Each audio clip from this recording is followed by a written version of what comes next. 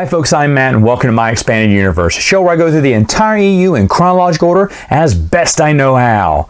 Alright folks, let's get into this. I'm actually really excited about this comic book series. I've been wanting to talk about this one for quite some time.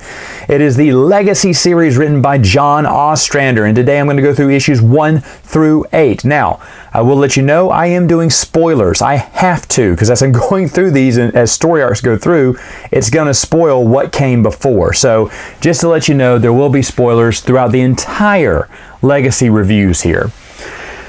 Alright, I'd mentioned how I felt about this series before it came out when I got issue 0. And reading the first story arc, let me just tell you how it opens up. It opens up with Darth Krayt and his Sith. They've teamed up with the Empire, and they are attacking the Jedi Academy. Now, we are introduced to Cole Skywalker. He's got reddish hair. He's defending the temple with his fellow Jedi, Wolf Sazon.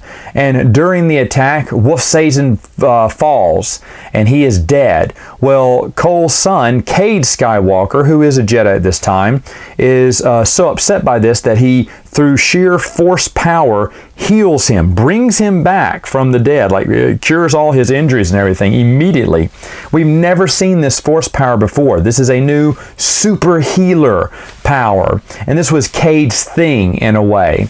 And the only problem is that he was so mad over Wolf's death that he tapped into the dark side to heal.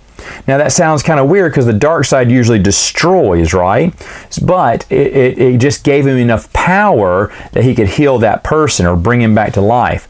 Now, we've always heard about this power, right? Emperor Palpatine said there is a power out there that's strong. We can stop people from dying and stuff. And perhaps this is what he's talking about. Of course, you got to heal someone from death, right? So when I thought about it after a while, I was like, that's kind of, first off, it's a unique force power. And secondly, it does tie in to what we've already seen before. Because at this point, the prequels had already come out. So for me, I actually liked that immediately.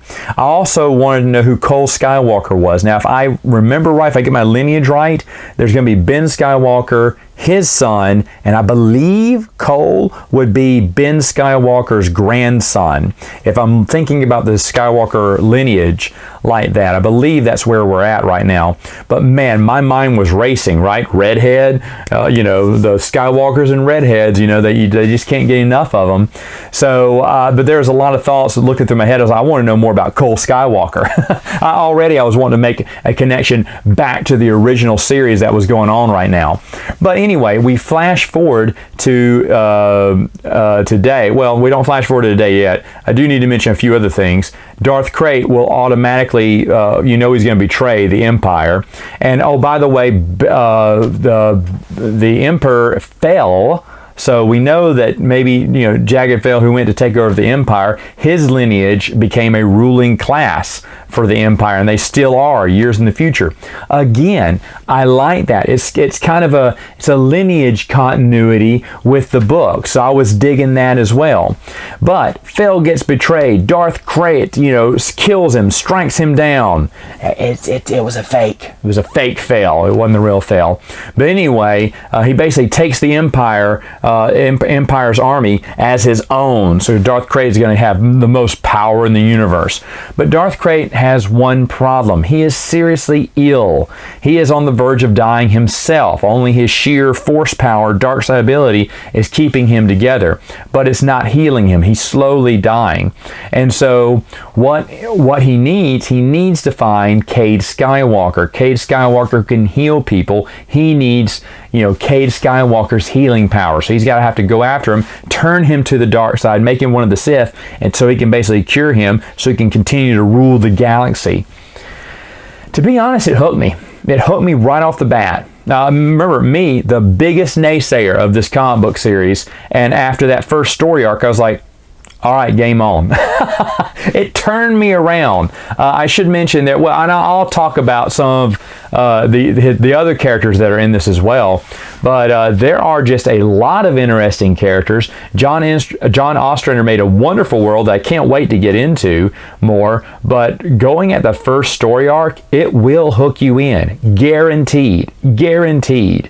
You like I said, you get those throwbacks, the Fell name. You look at the Skywalker dynasty. You kind of they don't connect the pieces completely for you, but they give you enough clues to let you know there are going to be some connections to what's going on with the books at the time. And for someone like me, that kind of put my fears aside and said, okay, yes, they are going to do this justice. Cade Skywalker has become a reluctant hero. He does not want to be a hero anymore. In fact, I don't want to give too many spoilers, but he's hooked on death sticks. I mean, you know, so he's kind of a drug addict. He just smuggles stuff. He doesn't even want to be a Jedi. He's basically just given up. He's turned his back on the Jedi Order. The Jedi are no more now in this day and age, and he's kind of just moved on. By the way, he did make a heroic sacrifice and to try to save the younglings at the Jedi Academy Temple. He took off in a vessel, kind of took the army with him as a decoy as the younglings got away. So he kind of was a hero there, but we fast forward to him now, and he's just a degenerate. It's just a total degenerate in the galaxy. And you kind of get mad. You're like, no, Skywalkers are supposed to be always full of hope and inspire hope in others. And he does none of that. Now, he inspires loyalty with his crew, but he's really not that nice of a guy either. So you're kind of like, huh, this is kind of odd. He's kind of like Han Solo pre New Hope. You know, only looks out for himself and maybe his crew, and everyone else, screw it, you know. That's who he's like. And it's different, but and you know, he has tattoos too. Oh, a bad boy Skywalker. But the thing is, though, it was a good character, and it was a great story arc to get you hooked. And I think every naysayer in the forum, I don't think there are that many. I know I started singing a new tune, and the forums went, okay, first story arc, pretty good. Hopefully they do this. You know, of course I couldn't let it go away, right? I had to pretend like I'm happy, but I'm not. I don't want to say I was wrong yet. But as the series goes on, you'll find out I was way wrong. But I'll get to more of that in another video. See you later.